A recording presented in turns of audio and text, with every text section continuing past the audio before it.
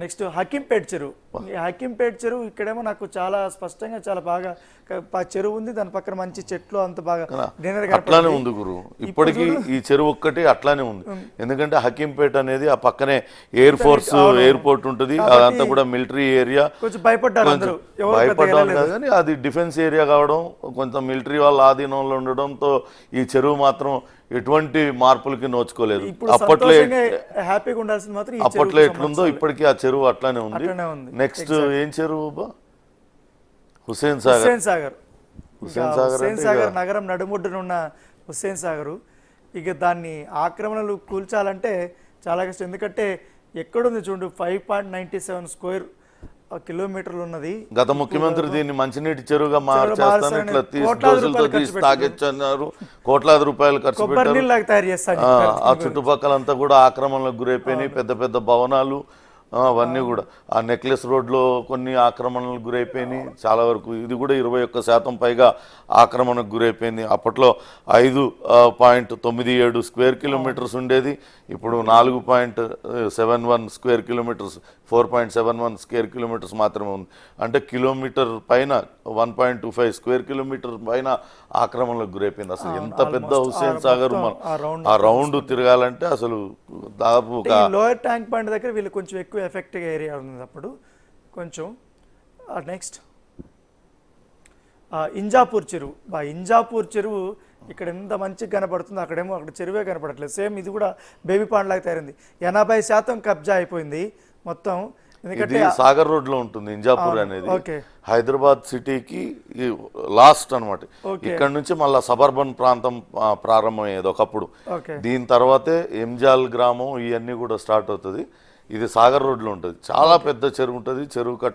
చెరువు కట్ట కిందంతా కూడా అది ఎఫ్టీఎల్ పరిధిలో కూడా అన్ని ఇళ్ళన్నీ కూడా అయిపోయినాయి. ఇది ఇంజాపూర్ చెరువు దాదాపుగా 2 కిలోమీటర్లు. ఇబ్రాహీంపట్నం చెరువు తర్వాత అంత పెద్ద చెరువు ఇది. అసలు ఇబ్రాహీంపట్నం చెరువులో ఎప్పుడు నీరు ఎండిపోవడం అనేది ఎప్పుడు అసలు నా చిన్నతనం ఎప్పుడు చూడలేదు.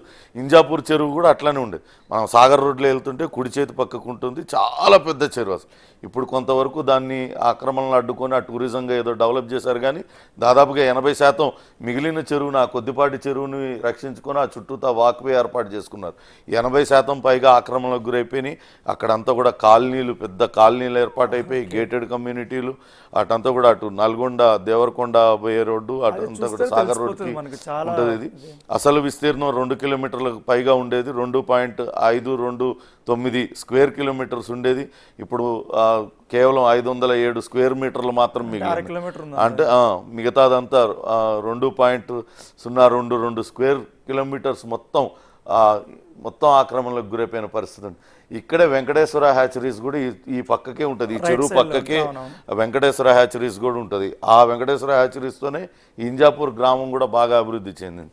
కానీ చెరువు మాత్రం పూర్తిగా కబ్జాకు గురైపోయిన పరిస్థితి. అక్కడ చాలా కొత్త కాలనీలన్నీ ఏర్పడ్డాయి. ఈ చెరువు కట్ట కింద వైపు కూడా చాలా ఆక్రమణలు జరిగినాయి. అవన్నీ కూడా ఆక్రమించుకొని పెద్ద పెద్ద కాలనీలు ఏర్పాటు చేసేసుకున్నారు. అక్కడంతా కూడా 80% పైగా చెరువు ఇదంతా ఇంజాపూర్ చెరువు మొత్తం కబ్జాకు గురైన పరిస్థితి. నెక్స్ట్ మరో చెరువు, నెక్స్ట్ జల్పల్ చెరువు. ఈ జల్పల్ చెరువు గురించి మీకు బాగా తెలుసు. జల్పల్లి అంటే ఇప్పుడు మనకు కొంచెం ఓల్డ్ సిటీకి దగ్గరలో జల్పల్లి చెరువు ఉంటుంది. ఆల్మోస్ట్ అక్కడ కూడా చాలా వరకు కట్టడాలు కట్టారు. ఎందుకంటే ఈ సంవత్సరం అంటే ఇది 2023లో తీసిన పిక్చర్ కాబట్టి ఈ 1 ఇయర్ విమానాశ్రయానికి కొంచెం దగ్గరగా ఉంటుంది జల్పల్లి చెరువు. ఇప్పుడు సరూర్నగర్ మండలంలోకి వచ్చేది ఇది. మామిడిపల్లి, జల్పల్లి శంషాబాద్ విమానాశ్రయానికి చాలా దగ్గరగా ఉంటుంది. అటు శంషాబాద్ విమానాశ్రయం ఇంటర్నేషనల్ ఎయిర్పోర్ట్ పడిన తర్వాత ఆ చుట్టుపక్కల ఏరియాకి అంతా కూడా ధరలకు రెక్కలు వచ్చేసినాయి. దాంతో చాలా తొందరగా కబ్జా ఇదంతా కూడా జరిగిపోయింది. ఆ చుట్టుపక్కల చెరువులో మట్టి వేసి అక్కడ ప్లాట్లు వేసారు. చాలా మంది రియల్ ఎస్టేట్ వెంచర్లు అవన్నీ ఏర్పడిపోయి చుట్టూ అంతా కూడా కబ్జా చేస్తారు. 31% పైగా కబ్జాకు గురైపోయింది. అంతకుముందు 885 చదరపు మీటర్లలో ఆ చెరువు విస్తీర్ణం ఉండేది. అటు ఇప్పుడు మొత్తం కబ్జాకు గురైపోయి ఇప్పుడు దాదాపుగా 612 చదరపు మీటర్లు మాత్రం మిగిలింది. అదన్నా కాపాడుకోవాలి. దీనికి చాలా అతి దగ్గరలోనే శంషాబాద్ విమానాశ్రయం ఉండడంతో భూముల ధరలకు విపరీతంగా లెక్కలు వచ్చేసరికి అవన్నీ కూడా అటు కొత్త కాలనీలు వెలిసిపోతున్నాయి. ఎగ్జాక్ట్లీ ఈ లేక్ ఆపోజిటే ఒక పెద్ద లేక్. అంటే గత ప్రభుత్వంలో ఒక కీలకమైన నేత దాదాపు 150 మందికి సంబంధించినటువంటి ల్యాండ్స్ అన్ని కూడా తీసుకొని ఆయన ప్లాట్లు వేసుకున్నాడు. అదే ఏరియా చాలా వివాదాలు ఈ జల్పల్లి చుట్టుపక్కల ఇటంతా కూడా ఉన్నాయి. జల్పల్లి చెరువు ఆ పక్కనే ఉన్న కొండలను ఆక్రమించి రియల్ ఎస్టేట్ వెంచర్లు చేయడం ఇవన్నీ కూడా. ఈ చెరువు మాత్రం 31% పైగా ఆక్రమణలకు గురైపోయింది. ఎయిర్పోర్ట్కు దగ్గరగా ఉండడం వాటిలన్నిటికీ బాగా రేట్లు పెరగడంతో అక్రమార్కులు రియల్టర్లు అందరూ కూడా వెంచర్లు చేసేసిన పరిస్థితి ఉంది. నెక్స్ట్ మరో చెరువు చూద్దాం.